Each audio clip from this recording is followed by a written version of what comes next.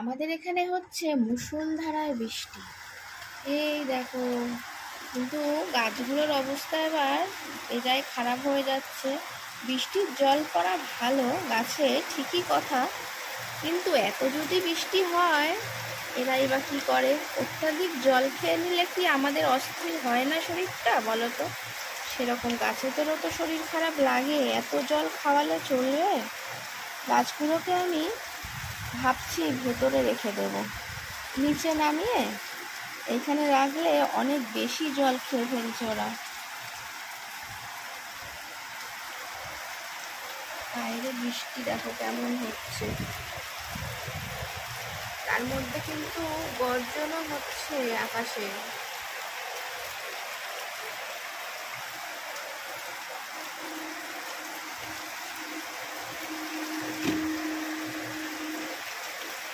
আকাশের অবস্থা খুব একটা ভালো নয়, দেখো বেশ কালো হয়ে রয়েছে, কমার নামগন্ধ নেবে বলে মনে হচ্ছে না। দেখো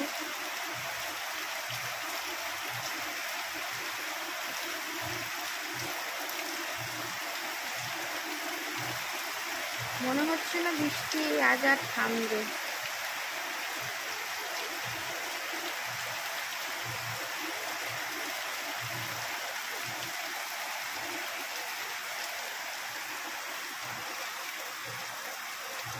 কিন্তু অনেকে এখন দেখছি গাছ কিনে নিয়ে যাচ্ছে। এই দেখো, এই ডগাটার মধ্যে কি সুন্দর কুড়ি ফুটে রয়েছে, দু একদিনের মধ্যেই এরা ফুটে যাবে।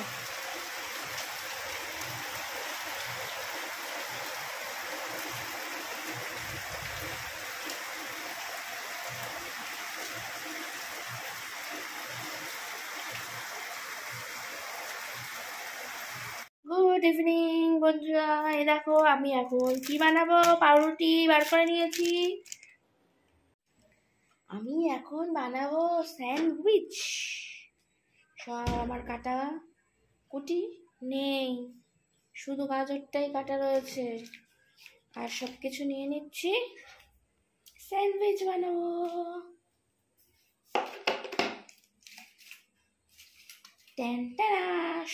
সন্ধেবেলা কিছু না কিছু টিফিন খেতে হবে, কিন্তু রোজ দিন কি একই খাবার খেতে ভালো লাগে বলো তো? রোজ নিত্য নতুন জিনিস খেতে ভালো লাগে। তার জন্য মুড়ি চানাচুর পুরনো হয়ে গেছে, ছোলা সিদ্ধ মুড়ি পুরনো হয়ে গেছে, চাউটাও পুরনো হয়ে গেছে, নতুন হতেও পারতো কিন্তু চাও বাড়িতে নেই। রয়েছে পাউরুটি, ডিম, গাজর, পেঁয়াজ, তাই জন্য ভাবলাম সব দিয়ে বানিয়ে নিই স্যান্ডউইচ।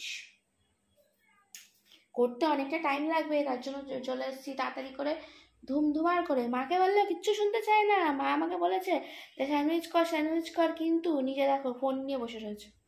এখন বাজে 7টা, বানাতে বানাতে কতক্ষণ টাইম লাগবে বলো তো? বুঝতেই চায় না, চেষ্টাই করে না। বাটারটা বার করতে হবে তো নাকি? কই গেল বাটার? পিছনে ঢুকিয়ে নিয়ে গেছে, দেখো।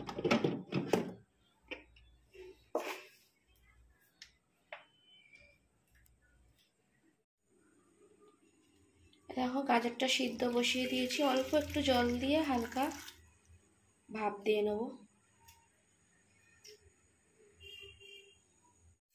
আমি আবার ঘরে যা থাকে তাই দিয়ে একটু অন্যরকম কিছু বানানোর চেষ্টা করি রোজ দিনই।